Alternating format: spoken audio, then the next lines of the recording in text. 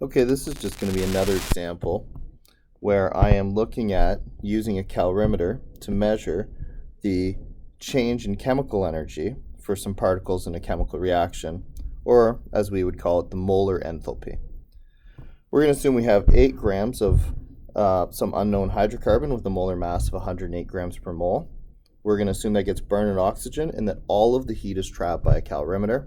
We're going to assume that it's a perfect closed system, and so we're not losing any heat to the environment. It's all going straight into the calorimeter water. That calorimeter is going to contain 400 milliliters of water, or 400 grams of water. And as a result of the reaction, the temperature of the water is going to raise from 25 degrees to 85 degrees C. So we're going to figure out how much heat or how much energy that water absorbed during that temperature change from 25 degrees to 85 degrees. Recognizing that that came from the chemical reaction, we're going to then take that heat and use it to predict the total amount of the energy in the reaction. And then we're going to go back and figure out how much energy that actually was per mole.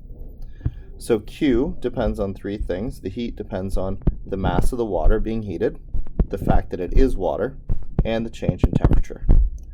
Let's go up to these 2 temperature changes here, and let's do that change in temperature separately, remembering that I'm not interested in the absolute temperature, but really it's the increase that reflects how much energy was put into this water.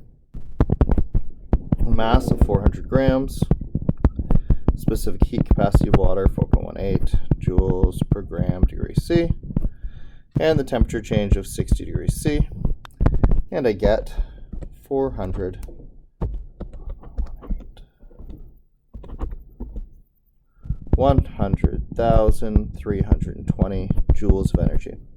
So the temperature of the water started down here, it raised up to here. That represents an increase in energy. That energy came from the chemicals going from a state of high potential energy to a state of lower potential energy.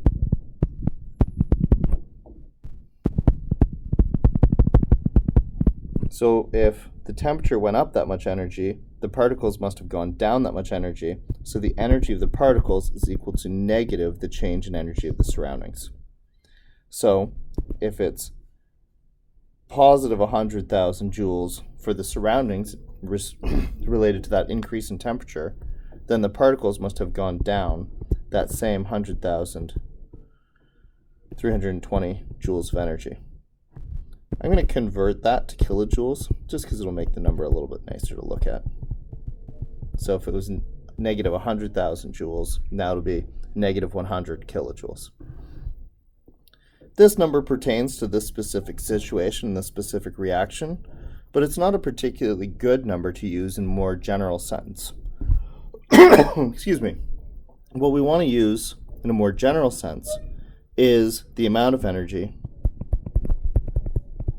per mole, and then we can use this number regardless of how much of the substance we have. But to do that, we're going to have to figure out the number of moles. We have our mass, we have our molar mass, so we can calculate the moles directly. 8 grams divided by a molar mass of 108 grams per mole gives us 0.074 moles. So delta H then is going to be negative 100.32 kilojoules. That's how much energy was produced when we had 0.074 moles of our substance. So that means we're actually producing 1,356 kilojoules for each mole of our product. Remember that we use a negative here to say that the particles are going from a high energy to a low energy, so it's a decrease, and that's the energy that's available to the environment. So that's how you can use a change in temperature to predict a change in energy, or to predict how much energy was required to cause that temperature change, and how we can relate that all to the actual amount of energy per mole that would occur from a reaction.